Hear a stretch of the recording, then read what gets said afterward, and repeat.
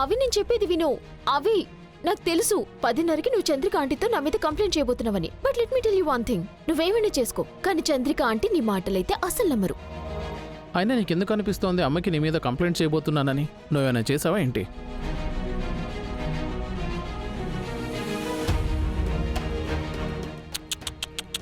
అరే చెమటలు పడుతున్నాయి. చూస్తుంటే ఏసీ కూడా నీ ముందు బుర్ర పనిచేయట్లేదేమో. Loser loser. పోనీలే, బ్యాక్ టు యూ. నువ్వు అంతగా ఏమైనా చేసావా? నా నుంచి, నా ఫ్యామిలీ నుంచి ఏమైనా దాస్తున్నావా? అది బయటపడిన వెంటనే నీ ఫేక్ ఇమేజ్, మన పెళ్ళి రెండూ బ్రేక్ అయిపోతాయా?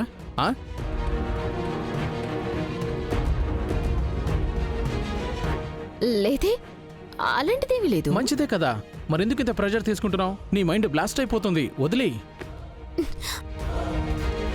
It's enough. నీకేదో అటెన్షన్ ఇస్తున్నానంటే దాని అర్థం నువ్వు నెత్తి మీదకి ఎక్కొచ్చాను కాదు. చూస్తుంటే నీకింకా అర్థం కాలేదేమో నేను ఎలాంటి దాన్నని. అరే నేనేంటో నీకే ఇంకా అర్థం కాలేదు.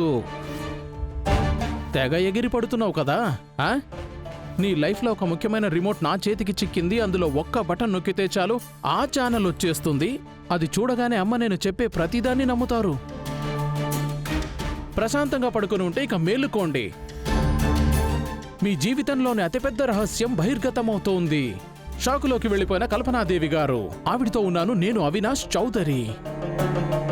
మరి ఎదురు చూడండి 10:30 కోసం. ముందు ముందు చూడు నేనేం చేస్తాను.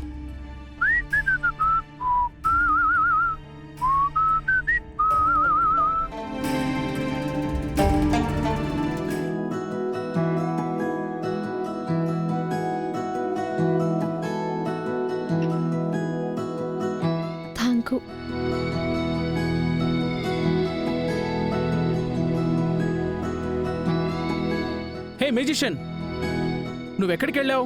నేను ఎప్పటి నుంచి వెతుకుతున్నావు తెలుసా? ఏమైంది అవి సార్? అరే ఆటం బాంబ్ పేల్చే టైం వచ్చేసింది మ్యూజిషియన్. నువ్వు మాత్రం రెడీగా ఉండు. ఈ రోజు కల్పన బండారం బయట పెట్టి తిరుగుతాం. ఎస్, అండ్ ఈ రోజు నాకు స్వేచ్ఛ దొరుకుతుంది. ఇంకా అన్నిటికంటే ముఖ్యమైన విషయం ఏంటో నీకు తెలుసా? ఈ రోజు ఆ నాగిని సాలిడ్ టెన్షన్ లో ఉంది. తన 2 కూరలు తన 2 జోబుల్లో దాచుకొని తిరుగుతోంది. పొద్దున్నుంచి బేబీ బాబు అని నా చుట్టే తిరుగుతోంది. కానీ అవి సార్, అజయ్ గారి ఫోన్ ఎప్పుడు కలవనలేదు కదా, మీరు ఆయనతో ఎలా మాట్లాడారు? అజయ్కి మెసేజెస్ వెళ్ళట్లేదేంటి?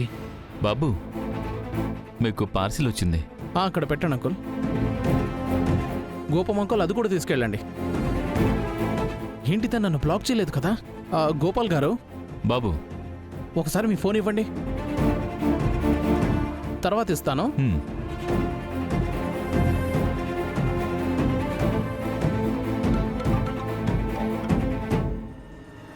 హలో.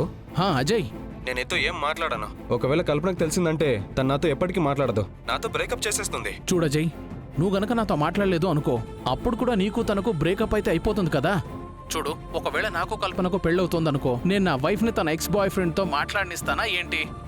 అవినాష్, నేను కల్పనని గాఢంగా ప్రేమిస్తున్నాను. నేను తను లేకుండా బతకలేను కూడా. అరే నేనేమైనా తనతో బ్రతకాలనుకుంటున్నానా ఏంటి? చూడు బ్రో, నేను మీ ఇద్దరిని విడదీసి ఆ పాప మూట కట్టుకోవాలి అనుకోవట్లేదు. నువ్వు రా, నీ కల్పనని తీసుకెళ్ళిపో. థ్యాంక్ యూ అవినాష్, నా ఫీలింగ్ అర్థం చేసుకున్నందుకు. కానీ కల్పన నిన్ను పెళ్లి చేసుకోవాలనుకుంటుంది. చూడజయ్, నువ్వు కల్పనని నిజంగా ప్రేమిస్తున్నావు, కరెక్ట్? కరెక్ట్. మరి బ్రో తను నన్నెందుకు పెళ్లి చేసుకుంటోంది? పేరు కోసం, డబ్బు కోసం బ్రో. ఇలాంటి అమ్మాయిలతో ఎలాంటి గ్యారంటీ ఉండదు. అర్థమవుతుందా నేను చెప్పేది? ఆ అమ్మాయి నీకే సొంతం కానప్పుడు వేరే వాళ్ళకి ఎలా సొంతం అవుతుంది? నువ్వే చెప్పు. నేను చెప్పేది విను, నువ్వు కూడా తన మీద పగ తీర్చుకోవాలి. అలా అనకు ప్లీజ్. తను నా మొదటి ఆయన ఆఖరి ప్రేమ. మరైతే తనెందుకు నీతో లాయల్గా లేదు? నువ్వు తనకి లాయల్గా ఉన్నప్పుడు తనెందుకు నీకు లేదు? నువ్వే చెప్పు. లుక్ అవినాష్, నాకు తెలుసు తను నన్ను యూజ్ చేసుకుంటుంది అని, అండ్ అప్పుడప్పుడు నన్ను అవమానిస్తుంది కూడా. కానీ బహుశా అది తన హక్కేమో. సరే అయితే నువ్వు ఒక పని చెయ్యి, నా నంబర్ సేవ్ చేసుకో. టైం టు టైం నీకు ఏడవడానికి ఒక అవసరం ఉంటుంది, సరేనా? నేను ఏడ్చే రకం కాదు, ఏడిపించే రకం. అర్థమైందా? నాకు అలా అనిపించట్లేదు బ్రో. నేను ఈ ప్లేస్లో ఉండుంటే ఈ పాటికి తనకు బుద్ధి చెప్పుండేవాడిని. నాకు తెలిసింది నీ వల్ల అయ్యే పని కాదులే. మళ్ళీ తను నీ పెళ్లి చేసుకోవాలని నిర్ణయం తీసుకొని నా మనసు ముక్కలు చేసింది, నా ప్రేమను ఇన్సల్ట్ చేసింది.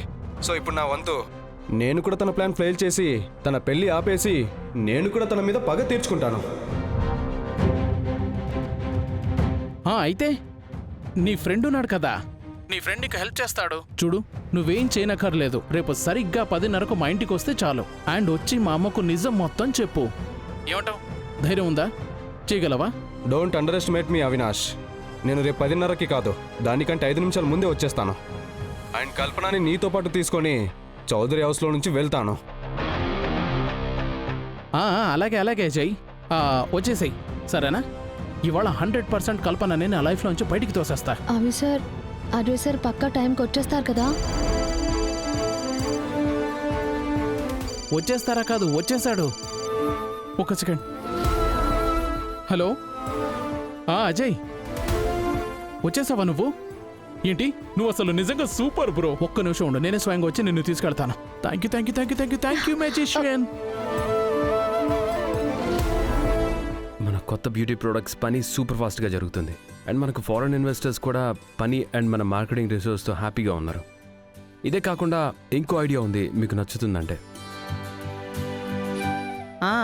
చెప్పు దేవా. యాక్చువల్లీ ఇది కల్పన ఐడియానే, అండ్ నాకు కూడా చాలా బాగా నచ్చింది. అమ్మా, మనం మన ప్రోడక్ట్ బ్రాండ్ అంబాసిడర్ కోసం ఎవరైనా యాక్టర్ ఆర్ యాక్ట్రెస్ని సెలెక్ట్ చేయకుండా ఉంటే, నా ఉద్దేశం మనం మన వైపు నుంచి ఎవరిని ఏం సెలెక్ట్ చేయకుండా కస్టమర్స్ని ఈ నిర్ణయం తీసుకొని ఇస్తే.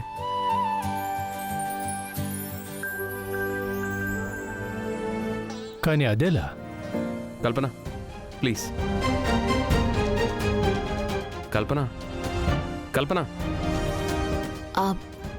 నువ్వు బాగానే ఉన్నావు కదా? నీ ఐడియా షేర్ చేయి ప్లీజ్.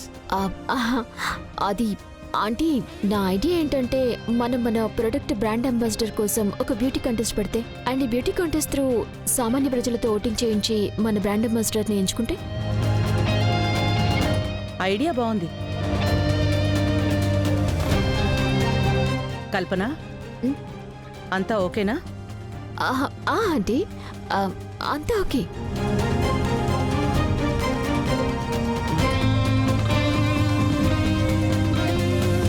దేవ్ ప్లాన్ అయితే బాగుంది, కానీ అవిని రానిద్దాం. అవి ఎక్కడా? నేను చూసి వస్తాను. అరే అభి, ఎక్కడికి వెళ్ళావు?